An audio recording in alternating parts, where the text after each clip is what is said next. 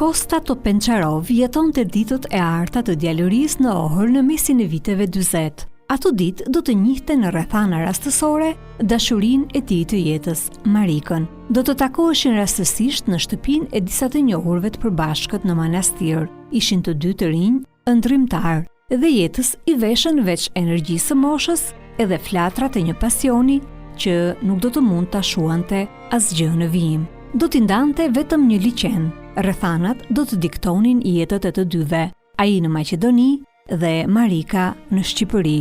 Të ndarë në dy brigje të ndryshme të këtij liçeni, ata do të lidheshin vetëm përmes letrave. Marika i kishte shkruar se jeta po i ndante dhe ajo nuk kishte flatra që të fluturonte drejt tij, por a mund ta pranonte ai këtë vendim që diktohej nga rrethanat? Nëse ai ndodhej kundër rrjedhës, a do të mund të notonte që ta ndryshonte fatin? Çfarë priste në anën tjetër të liçenit në Shqipërinë e diktaturës? A mund ta merrte ai të dashurën e tij dhe të kthehej sërish në Maqedoni?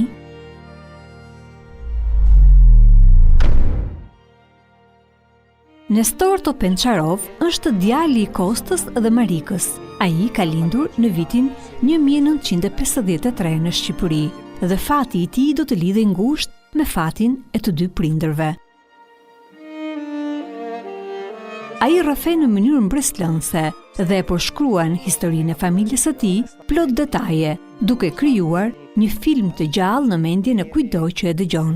E nis nga përjardhja e prindërve të tij. Nëna Marika ishte bija e një patrioti të fillim shekullit të kaluar, bashkëpunëtor i afërt me Themistokli Gërmenjin, Çerçistopullin e Mihail Gramenon, duke luftuar krah tyre për t'i bërë ballë sulmeve të andartëve grek që kishin synime ndaj Shqipërisë së Jugut dhe Maqedonisë së asaj kohe, nga ku i kishte edhe rënjët. Po ashtu nga Maqedonia vinte edhe jati, Kosta Topençarov, i lindur në një familje përparimtare në Ohër. Edhe pse të dy prindërit e tij kishin njohje të përbashkëta aty në zonën e manastirit, nëna dhe babai i Nestorit ishin parë vetëm 2 herë dhe kjo kishte mjaftuar që ata të dashuroheshin e t'ia kushtonin gjithë jetën në vijim njëri tjetrit. Ishte viti 1947, kur mbasi po kthehej nga Sofia mamaja me gjyshen në qytetin e manastirit, mbasi aty në Sofje ishin takuar me vëllain që kishte mbaruar mjekësinë,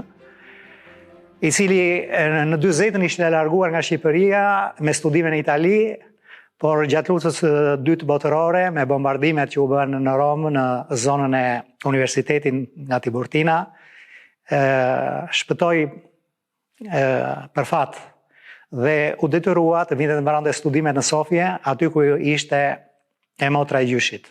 Dhe nga ajo kohë qëndroi aty. Prandaj ky ishte shkaku që mamaja me gjyshen shkuan në 47 nda shikonin. Ka qenë fundi. Kur u kthye në manastir për të kthyer në Shqipëri, ndenjën atje kishin disa kushërinj të tyre. Po ishte periudhë dhimbri. Në ato vite dhimbret ishin të forta edhe dëbor binte shumë. Pikërisht në atë moment u ndodhte edhe babai, i cili e kishin dërguar me shërbim nga Shkupi. Meqense jemi gjithmonë ato vitet e para mbas luftës, ashtu si dhe në Shqipëri që ishin shkatëruar mjaft ura, rrugë, duheshin rindërtuar infrastruktura. Babai tim kishte studiuar në Beograd për inxhinier topograf. Kur arriti në Bitola, më tregonte babai, ishin ato pak hotele që ishin të mbushura, s'kishte vend. Atëre në një kafe aty, kishte marrë një diçka të ngrohtë dhe po mendonte se ai kishte të njohur edhe kushërinj në këtë qytet, se ku do vinte të trokiste për të kaluar natën. Kur në atë kohë ndjevi një kapje tek supi, një prekje, kur u kthye pa kushërinë e tij, i cili mbasi u përshëndetën e ftoi në shtëpi. Pikërisht në atë shtëpi ku ishte edhe mamaja me gjyshen. Çfarë koincidence! Vjete e përpara në 43-shin, mamaja me gjyshen kishin shkuar në Ohër dhe meqense atje jetonte vëllai i gjyshit dhe vinin, duke qenë edhe gjithmonë rrugët e hapura, njerëzit lëviznin. Dhe në një xhiro kur po bënte me disa shoqe kushërira nga Ohëri, babai me shok ishte ulur në lokal dhe e kishte parë, e kishte thënë, unë do ta marr këtë vajzë, unë nuk ka. Dhe kaluan këto vite dhe si solli fati pikërisht që të takohen në shtëpinë e kushërinjve, që mamaja ishte nga njëra anë, babai nga ana tjetër. Mjaftuan ato ditë që ata të njihen edhe t'i japin fjalën njëri tjetrit, dhe me planin që mamaja siç të ktheheshe në Korçë, masandaj të bënte dokumentat e tëra me radhë dhe të vinin dhe të bënin edhe fejesën dhe martesën siç ishin rregullat.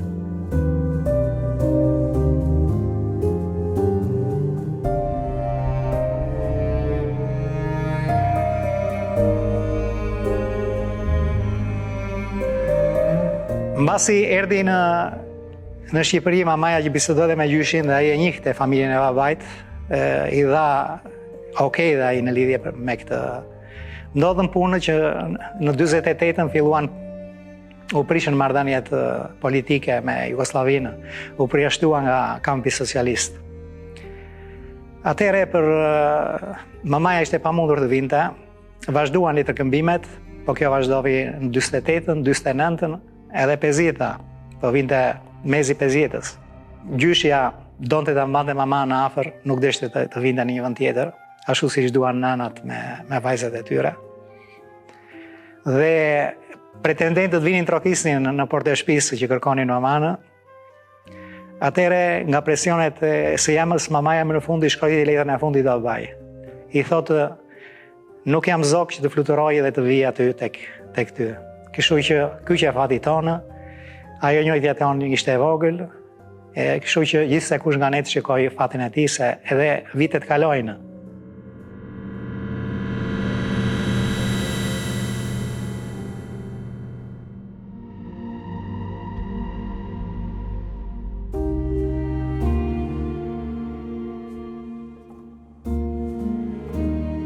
Kosta e kishte kuptuar se koha e pritjes kishte përfunduar. Stina e akullt politike e kishte bërë më të largët dhe të pakapshme dashurinë e tij. E vetmja shpresë për dy të dashuruarit ishte guximi i tij. Atëherë babai një të marr letrën, edhe gjëja e parë që mendoi ishte që të vinte në Shqipëri, të merrte të fejuarën, edhe të ktheheshe, të bënte jetën në vendin e tij në qytetin e Ohrit.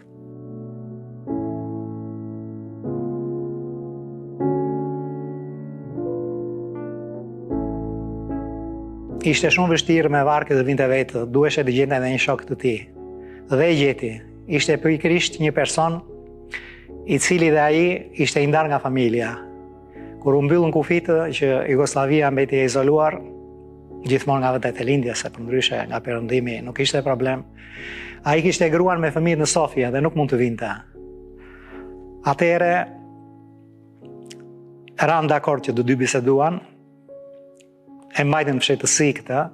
Bile dhe natën e fundit, përpara se të niseshin, babai takoi motrat vëllanë dhe shikonin se ai mendonte i do shkoj, por nuk dihet a do kthehem, a do të shikojmë apo ja. Atëherë në orën 11 të darkës, bashkë me këtë shokun, duke përfituar nga errësira aty në liçen, që nuk kishin ndezur dritat, dhe që këto rojet që ruanin kufirin, kishin një festë, ishin mbetur në një lokal.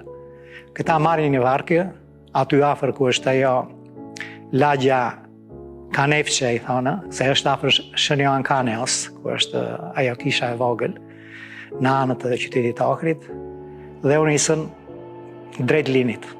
E ishte qershor, dhe zakonisht në qershor koha është e mirë. Po tregonte babai që Nestor, unë nuk kam parë një liçen aq të egërsuar sa ajo që na ndodhi neve. Kur hymë në një farë largësie që u larguam nga bregu, filluan dallgët të ngrihen në mënyrë të tillë, tha që barka shkonte vërtet 1 metro prapa, por na kthente 3-4 metra mbrapa. Ato remat ishin gati, po na thyeshin. Atëherë xhbëm, nxorëm gravatat, i lidhëm, nxorëm çorapet, i lidhëm me çorape ose me shami çfarë kishin në xhep. Varka na fute ujë. Për fat të mirë, tha, kishte një enë aty brenda që kush e kishte varkën që ishte pronari. Dhe ai shoku mundohej të bësh atiste. Një farë momenti ai u trempe dhe i tha babait të kthehemi, i tha. I tha po të kthehemi, i tha na kapën atje na vranë në vend. Ka qenë një situacion shumë i keq në atë periudhë. Nëse rojet jugoslave shikonin që dikush tentonte që të ratishe në vend të ekzekutonin. Dhe me shumë mundime, me shumë vetëm pas një 7 orë, 8 orë sa kanë bërë, kanë arritur në Linë. Ishte mëngjes kur mbërritën në fshatin e vogël Buzliqenit. Disa fëmijë do t'i pikasnin fillimisht dhe mandej do të përfundonin në zyrat shtetërore ku do të merreshin në pyetje. Pse ishin arratisur? Çfarë kërkonin në Shqipëri? A ishte argument për diktaturën dashuria? Morën të dhenat, lajmëruan mamanë, po nuk e lejuan babanë që të vinte në Korçë, po i çuan në atë që quhej qendër filtrimi në Llakatund. Në atë kohë aty kishte mjaft emigrantë jugoslavë. Qeveria i mori shqiptarë, i grumbullovi në atë zonë internimi atje që mund të themi, që ata, siç thashë më parë, ishin qendër filtrimi për të kontrolluar e për të parë deri në fund se si ishte qëllimi i ardhjes së tyre dhe se çfarë do të bëhej me ta. Babai u tha qartë që në fillim që unë nuk kam erdhur të jetoj këtu, kam erdhur të marr të fejuar në tikje. Po i thanë, po të vesh andej, tha, ti do të futi në burg. Po babai duke e ditur që ajo ardhja e tij në Shqipëri nuk ishte për qëllime politike ose nuk është se kishte bërë ndonjë krim apo ndonjë gjë tjetër. Tha, do të kem ndonjë dënim të vogël, do ta kryej atë dhe mbasandaj do të jetoj me gruan time. Atëherë ata i thanë, po ti tha mund të kthesh vetë, tha, po atë të fejuarën nuk mund ta marrësh se si e martuar, po unë kam marrë, martohem, tha, dhe të kthehem. Atëherë ata i thanë që të martohesh do të marrësh shtesë shqiptare.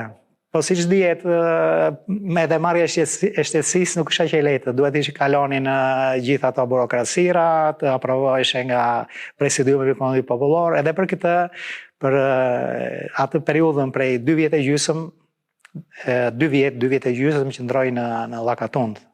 Dhe më pas, masandaja, kur erdhi shtesësia, u martua me mamanë dhe u vendos në Tiranë, jetonin aty ku babai punonte në fillim në Ministrinë e Bujqësisë dhe mbasandaj në Ministrinë e Ndërtimit. Duke qenë topograf, edhe në atë periudhë kishte shumë probleme për të kontrolluar edhe për të rindërtuar, ashtu siç thash. Më tregonte që Nestor unë kam shkelur Shqipërinë që nga veriu deri në jug. Ka qenë që nga Vermoshi, ku ndaheshin tokat në atë kohë, fshatarëve, edhe deri në atë fushën e Mursisë, në bonifikimin ku kalon lumi Pavlla. Nestori tregon se deri në vitin 57 familja Topençarov jetoi në Tiranë. Një fatkeqësi familjare, vdekja e babait të Marikës në Korçë, do t'i shtynte ata të zhvendoseshin për të jetuar në atë qytet. Nestori thot se mbase kjo rrethan e ndryshoi krejtësisht rrjedhën e jetës së tyre.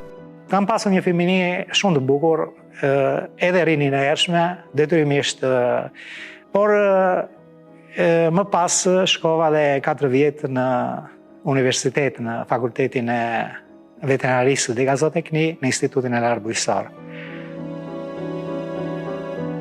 Gjatë gjithë këtyre viteve babai bënte kërkesa vazhdimisht për të riadhesuar. E fundit që u bë në vitin 1973. Unë isha nga fundi i vjeshtës. Unë isha në vit të dytë sa kisha filluar. Dhe thresin babanën në Presidiumin e Kombëtarit Popullor. Ka qenë sekretari i Presidiumit.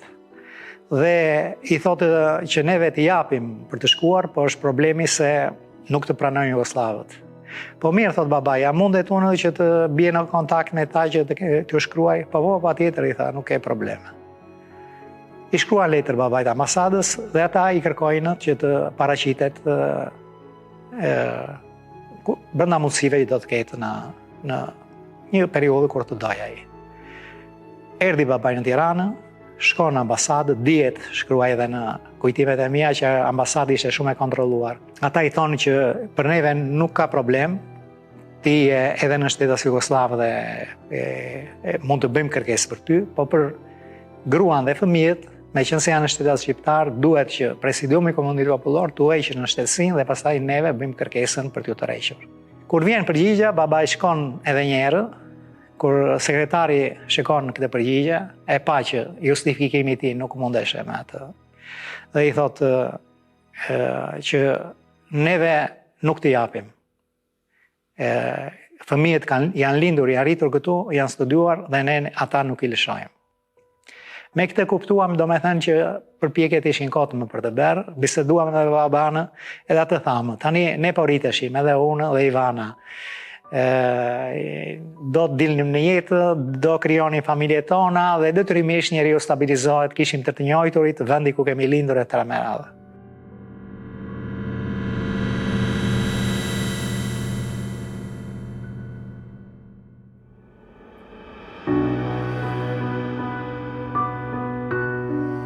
Ajo natë e çmendur në luftë me dallgët në liqen do të ishte përcaktuese në jetën e familjes, e cila ishte ndërtuar mbi atë sakrificë dhe që e lidhur përjetësisht me të.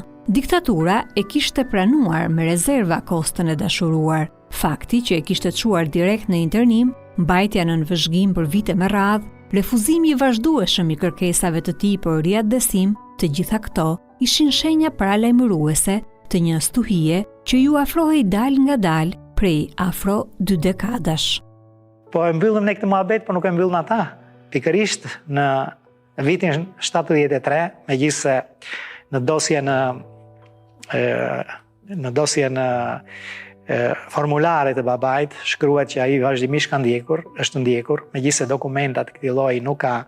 Dokumentat e para fillojnë në vitin 1973. Atëre kur filloi që ta shpresohet dufte klasave dhe kur nga lart filluan që të programohen personat që do të arrestohen. Mbasi nga kryesia e Degës u përpilua projekt plani në drejtim të babait, filluan me njerë me vijën e sjelljes të bashkëpunëtorëve, me ndjekjet që janë bërë babait edhe kur vinte me shërbim në Tiranë, me përgjimet me këto aparaturat që theshin teknologjinë të asaj kohe që ishim për të dëgjuar bisedat.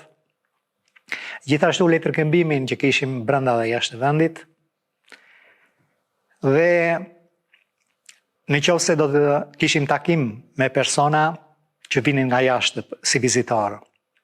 Të gjitha këto ose të kontrolloheshin dhe personat që hynin dhe që dinin në shtëpinë tonë për të u gjetur bashkëpunëtor të rinj në mënyrë që të ishte një survejim. Pastaj në periodat të ndryshme nga 74-75 sabile, ai operativi, ai kryesori që ishte Dilafer Topçiu, ai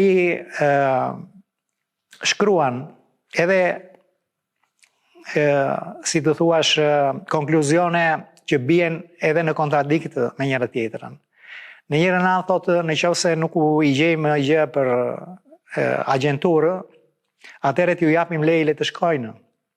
Ose në një të mëvoshme shkruan, meqense do me thënë nuk u ka prova që të arrestohet, atëherë ta kalojmë në 2B, që ishte një shkallë ndjekje me ullët. Nga dosja 2A deri në arresti ishte një vijë shumë e hollë ndarse. Bile në 75 nga fundi babane kishin planifikuar që të arrestonin.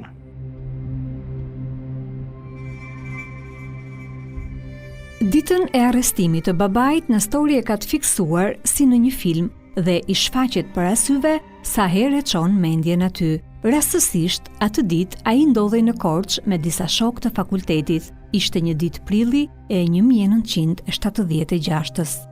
Në prill të 76-s, bashkë me shokët e mi studentë e kursit të fakultetit, ishte viti fundit që mbaronim, kishim erdhur për vizituar ekonomi blektorale të zonës së Korçës, e cila ishte e zhvilluar në këtë aspekt. Kaluam ato ditë shumë bukur. Ditën përpara se të niseshim, 2 nga shokët e mi të afërt i ftova dhe për drekë në shtëpinë time, ku biseduan edhe me njerëz të mi të familjes dhe me baban dhe ngelën shumë të kënaqur. Dhe kishim dalë me këta shokët shëtitje në atë bulevardin e Korçës kryesor që është. Në këtë moment shikoj, duke bërë këtë shëtitje, shikoj motrën që vjen në drejtimin tim, po e pash nuk e kisha parë ndonjëherë në një gjendje të tillë, kaq të shqetësuar. Shkëputem nga shokët të kërkoj të falur dhe më thot Ivana Nestor, thot në shtëpi erdhën 2 gazetë degës, një 8 veta, 9 veta sa ishin. Kanë bërë një kontroll, tha që e kanë kthyer shtëpinë përbys dhe na morën taten, se babait i theshim taten. Mbeta në atë moment, tamam si më kishte rënë bota mbi kokë. Kur vajta në shtëpi nuk mund të shpjegoj atë situacion që pash. Mamaja ishte në një qoshe atje që po qante, motra këteja vajzere nuk u kishte mbushur akoma se 19 vjet, ishte edhe ajo stresuar. Edhe atëherë më binte mua si buri që kisha mbetur i kësaj familje, se baban me nuk e kishim, që t'i qetësonja. Atë natë, brenda pak orëve, Nestori do të përjetonte atë çka nuk e kishte çuar kurrë në përmend. Do të burrërohej në ato pak orë dhe do të zbulonte brenda vetes mekanizma që nuk i njihte, me të cilat do të bënte ballë jetës dhe vështirësive të saj. Të nesërme në mëngjes, me një ndjenjë faji që s'mund t'ju thoshte të vërtetën shokëve të tij, ai ishte justifikuar se s'mund të kthehej me ta në Tiranë, se jati ishte i sëmur. Kishte shkuar më tej në degën e punëve të brendshme për të mësuar diçka rreth fatit të atit. Nuk dinja në degës se kë person të kërkonja. Unë në atë periudhë nuk dinja emrin kush ishte operativi, kush jetuesi. Në atë kontrollin që ishte bërë, kishin lëshuar një proces verbal. Dhe në fund të këtij proces verbali ishte emri e një jetuesi, që quhet Irakli Koçallari. Thashon mirë, thashon të paktën kemi një emër ku duhet të kërkoj. Mamaja më tregoi që në atë grup personash që kishin vajtur, që kishin bërë atë kontroll, 2 që i qenë fiksuar në mendje, një që ishte i shkurtër, i shëndoshë, me i tëri i kuq në fytyrë, dhe që jepte urdhra, dhe një tjetër, një djalë i ri, i moshës time, i gjatë, me një kostum kafej i veshur, që dukshte si një njeri i studiuar, ta mamaja. Dhe tani unë nuk dinja kush ishte nga këta, ky Irakli Koçallari. Kur shkova atje që bisedova me ato oficien e rojës në degë, edhe më thatë të ynja atje në Pallacina. Këta kishin zbritur shkallët aty dhe më prisin. Kur u prezantova dhe ju thashë që kam erdhur të pyes për babanë, edhe ata thanë atë punë e di partia, ti të shkosh të vazhdosh shkollën.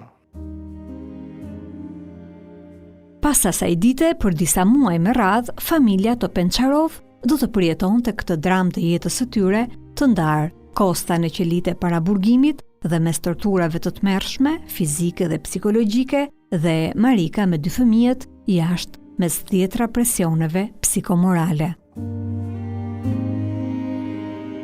Kur bëm rregullimin e plaçkave, mamaja pa që i mungonte një album me pulla, të cilin e kishte vënë nën një sirtar të një garderopi. Ai ishte një album katalog të cilin gjyshim me vjetë kishte mbledhur pulla shumë të rëndësishme, bile dhe ekzistonin dhe gjithë pullat e para shqiptare që ishin. Dhe ai albumi ishte zhdukur. Kështu që unë mbasi bisedova me këta, i thashun, si është problemi, i thashun, i atij albumit, do t'ja u japim, tha, ky i gjati që mu prezantua që ishte Irakli Koçallari. Shkuaj në libër, vërtet na e dhanë mbas disa muajsh, por na dhanë vetëm albumin pothuajse bosh. Rreth 80% e pullave ishte zhdukur. Ky person e ka trajtuar shumë keq baban tim. Mbas një periudhë 3 mujore të etusisë që i ka bërë me të, E ka nështruar urgjentisht në fillimish në spitalin e Korçës dhe më pas nga që s'kishin çfarë i bënin në Poliklinikën e Tiranës, ku e kanë mbajtur për 8 muaj. I ka thyer brinjët, ka dëmtuar moshkëritë. Unë them edhe në luftë të ketë qenë plagosur një person, edhe kur kthehet që shtrihet në spital, edhe shërohet më shpejt se sa babait tim që u deshën 8 muaj. Mbasi u rikthye përsëri në Tusi, mbas një seance që i bëri, u detyrua përsëri ta dërgoj po këtë radhë në spitalin psikiatrik neurologjik, mbasi konsekuencat ishin qenë shumë të rënda. Babai mbas 4 muaj të tjerë, 4 muaj gjysmë, u rikthye. Në këtë kohë, fatmirësisht, Koçallari ishte graduar, e kishin quar shefe Tusie në Kukës. Edhe aty ka bërë dëmet të tjera.